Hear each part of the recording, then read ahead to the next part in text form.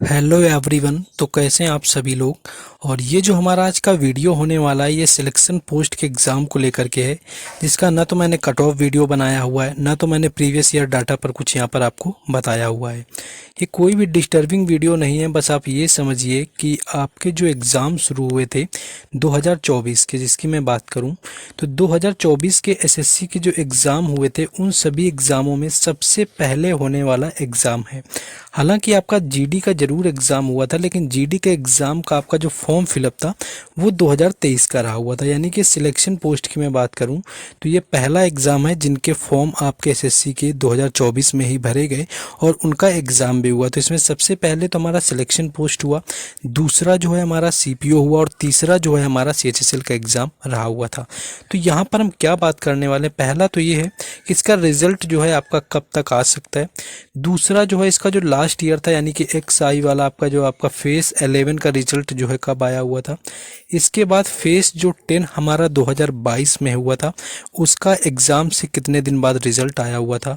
And face जो 9 हुआ था जिसकी मैं बात करूं तो फेस 9 का जो रिजल्ट है 2021 का वो किस वर्ष आया हुआ था। और लास्ट ईयर जो आपकी 2021 हो गया, 2022 हो गया, 2023 हो गया, इनकी जो टेंटेटिवली वैकेंसीज रही हुई थी पर ईयर के हिसाब से वो यहाँ पर कितनी रही हुई थी, तो क्या इम्पैक्ट पड़ सकता है। तो ओवरऑल इसके बारे में बात करने वाले हैं, लेकिन आगे बढ़ें उससे पहले मैं आपको बता दूं कि आप किसी भी एग्ज़ाम की तैयारी करते हैं बिना मॉक टेस्ट के एग्ज़ाम को टैकल करना बिल्कुल भी आसान नहीं, क्योंकि मॉक टेस्ट हमारी स्पीड को बढ़ाता है, स्पीड के साथ साथ हमारे नॉलेज को भी बूस्ट करता है और कहीं ना कहीं हमारी एक्यूरेसी को भी अच्छा करता है कि क्वेश्चन को हम सही करें।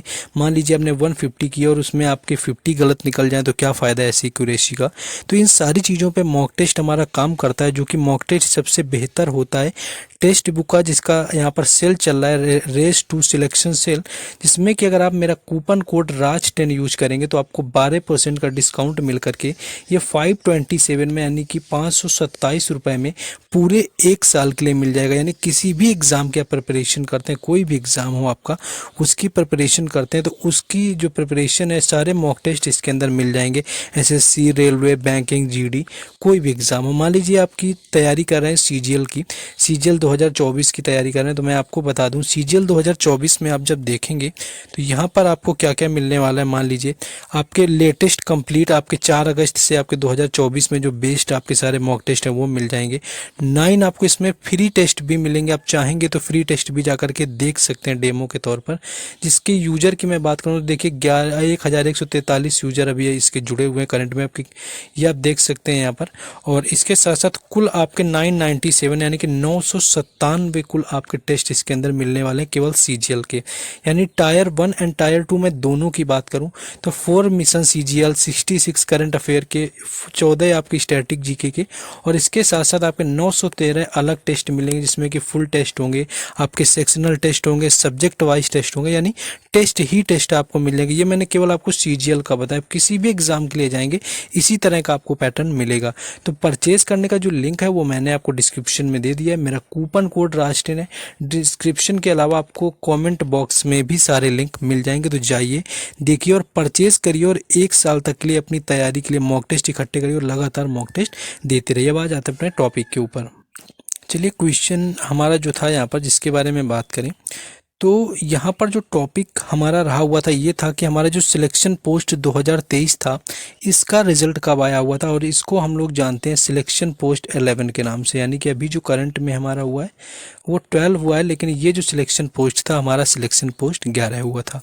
इसकी भी जो अप्लाई डेट रखी गई थी वो आपकी रखी गई थी 27 मार्च 2023 को। मार्च में इसके फॉर्म अप्लाई हुए थे और लास्ट जो डेट थी अप्लाई करने की वो 27 मार्च रखी गई थी। सीबीटी एग्ज़ाम आपका यहाँ पर ये मार्च लिख गया, यहाँ पर आपका जून होगा। यानी कि सीबीटी जो एग्ज़ाम था ये हमारा 27 से लेकर के 30 जून का हुआ था, 30 जून तक। कि इस तरह से आप समझ सकते हैं कि ऐसे ही कुछ इस बार आपका सीजीएल का हुआ है 27 से लेकर के 29 जून। तो इसी तरह से आपका जून में एग्ज़ाम कंडक्ट करवाया गया था और रिज़ल्ट जो है आपका 14 सितंबर को देखने को मिल गया था इसी साल, यानी 14 सितंबर 2024 में देखने को मिला। तो आप ये देखिए जून से आपका पूरा जुलाई निकल गया, जुलाई के बाद आपका अगस्त निकल गया, यानी कि 2 महीने तो आपके 60 दिन निकल गए। यानी कि ऑलमोस्ट आप ज़्यादा से ज़्यादा देखेंगे 75 डेज यानी कि 2.5 महीने का समय लगा हुआ था लास्ट ईयर का रिजल्ट रिजल्ट आने में। देखिए एसएससी क्या है कि पिछले कुछ ईयर से हमारा जो पैटर्न है वो थोड़ा फास्ट प्रोसेसिंग हो गया, यानी कि रिजल्ट भी टाइम पर आते हैं, आंसर की भी टाइम पर आ जाती है विद इन अ वीक। तो एसएससी का जो आपका यहाँ पर 75 डेज लिए हुए थे, यानी कि 75 दिनों के अंदर 75 डेज में हमारा जो रिजल्ट है सिलेक्शन पोस्ट 2023 यानी कि फेज 11 का देखने को मिल गया था। वैकेंसी भी इसकी अच्छी खासी यहाँ पर देखने को मिली हुई थी। आप देख सकते हैं कि जो वैकेंसी थी हमारी ये भी देखने को मिली हुई थी, यानी कि 5359 यानी कि 5359 के करीब यहाँ पर वैकेंसी देखने को मिली हुई थी, जो कि अच्छी खासी वैकेंसी यहाँ पर रही हुई थी। ये हमारा हो गया लास्ट ईयर यानी कि 2023 के बारे में। अब आ जाते हैं 2022 में। 2022 की मैं बात करूं तो 2022 जो है ये आपका सिलेक्शन पोस्ट फेज 10 की बात है, यानी कि फेज 10 की बात करें तो सिलेक्शन पोस्ट जो आपका फेज 10 हुआ था इसकी जो लास्ट डेट आपकी अप्लाई करने की रही हुई थी ये आपकी 13 जून रही हुई थी, यानी कि 13 जून तक इसको अप्लाई किया गया था। और जुलाई अगस्त यानी कि अप्रोक्स विद इन 60 डेज यानी कि 60 दिन से कम यहाँ पर टाइम दिया गया था और आपका एग्ज़ाम जो है कंडक्ट करवा लिया गया था, जो कि 1 से लेकर के 5 अगस्त तक इनका एग्ज़ाम चला हुआ था 2022 में। तो 1 से जो 5 अगस्त चला था तो ये आपका फेस जो था वो 10 का रहा हुआ था, ये चीज़ आपको याद रखना है। और इसका जो रिजल्ट आने में टाइम लगा वो लगा 23 दिसंबर 2022 को। 23 दिसंबर 2022 को रिजल्ट आया। अब यहाँ से आप कंपैरिजन करिए कि अगस्त आपका हो गया, सितंबर हो गया, अक्टूबर हो गया, नवंबर हो गया एंड दिसंबर, ऑलमोस्ट 5 महीने लग गए थे। और 5 महीने से भी आप 15 दिन ज़्यादा मानिए, 5.5 महीने के अप्रॉक्स लगा हुआ था। यानी डेज आप देखेंगे तो 160 से लेकर के 165 दिन लगे हुए थे, जो कि काफ़ी ज़्यादा रहा हुआ था। देखिए क्या होता है कि पहले प्रोसेसिंग इतना पेंडिंग चल रहा था। मान लीजिए पहले क्या होता था कि 2021 का एग्ज़ाम था वो 2022 में हुए सीजीएल एंड सीएचएसएल जैसे एग्ज़ाम। सीजीएल तो 2022 का हो गया था दिसंबर में, लेकिन सीएचएसएल एंड सीजीएल आगे जो होते रहे वो डिले हो जाता था। यानी 2021 वाला एग्ज़ाम 2022 में चला जा रहा है, 2022 वाला, लेकिन 23 और 24 से है कुछ चीज़ें इसमें सुधार हुई हैं और जिस ईयर का एग्ज़ाम है उसी में कंडक्ट करवाया जा रहा है एंड टाइम टेबल अच्छा खासा यहाँ पर देखने को मिला हुआ है। तो यहाँ पर आपका 23 दिसंबर यानी कि ऑलमोस्ट 5.5 महीने का टाइम मिल गया था, जो कि आपके लास्ट ईयर यहाँ पर 2.5 महीने का, यानी कि 2.5 महीने से 3 महीने ज़्यादा समय लिया हुआ था जो है पिछले साल। तो ये चीज़ आप यहाँ पर देख सकते हैं।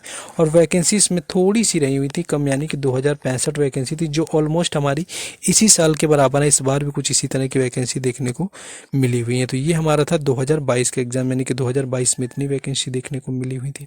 नेक्स्ट हम लोग आ जाते हैं 2021 के बारे में। 2000 अगर मैं 21 की बात करूं तो 2021 में ये था हमारा फेस 9 का एग्ज़ाम, यानी कि ये फेस 9 का एग्ज़ाम था, सिलेक्शन पोस्ट फेस 9। इसमें जो लास्ट डेट देखिए कब आई हुई थी, अक्टूबर में तो इसके फॉर्म फिलअप किए गए थे। आपका एग्ज़ाम हुआ था जाकर के आपका 2022 में, क्योंकि अक्टूबर में इसके फॉर्म ही फिल हुए। 25 अक्टूबर लास्ट डेट रखी गई और फॉर्म को आपका जो सीबीटी हुआ था वो एग्ज़ाम हुआ था 1 से 10 फरवरी के बीच में कहीं ना कहीं। और इसमें कुछ रीज़न हो गया था इस ईयर, तो यूपी रीजन का जो एग्ज़ाम है वो मार्च में कराया गया था, ये भी आप देख सकते हैं। तो यूपी रीजन का एग्ज़ाम जो है मार्च में चला गया था। तो ओवरऑल जो इसका रिजल्ट ये लोग पब्लिश कर पाए थे इस यूपी रीजन की वजह से यहाँ पर हुआ था। तो रिजल्ट पब्लिश करने में 1 जुलाई 2022 का जो है टाइम यहाँ पर लग गया था। तो 1 जुलाई का हुआ था। तो यहाँ पर आप देखिए फरवरी से आप आएंगे तो मार्च आपका हो गया, अप्रैल हो गया, मई हो गया, जून हो गया, फिर भी यहाँ पर 4 महीने में इन्होंने पब्लिश कर दिया गया था, यानी कि मोर देन 120 डेज के बाद इन्होंने रिजल्ट को पब्लिश कर दिया था। और वैकेंसी थोड़ी ठीक थी, यानी कि 3200 अप्रॉक्स वैकेंसी इसमें देखने को आपको मिली हुई थी। नेक्स्ट आगे हम आ जाते हैं जिसके बारे में हम लोग लगातार बात करना चाह रहे हैं, सिलेक्शन पोस्ट आपका 2024, यानी कि जिसको हम फेज 12 के नाम से जानते हैं। ये जो हमारा एग्ज़ाम हुआ सिलेक्शन पोस्ट फेज 12 वाला, तो इसमें क्या हुआ था 20 से लेकर के 26 जून को हमारे एग्ज़ाम हुए थे। और वैकेंसी भी कुछ खास नहीं, लेकिन ठीक है, 2049 वैकेंसी है, 2049 वैकेंसी है।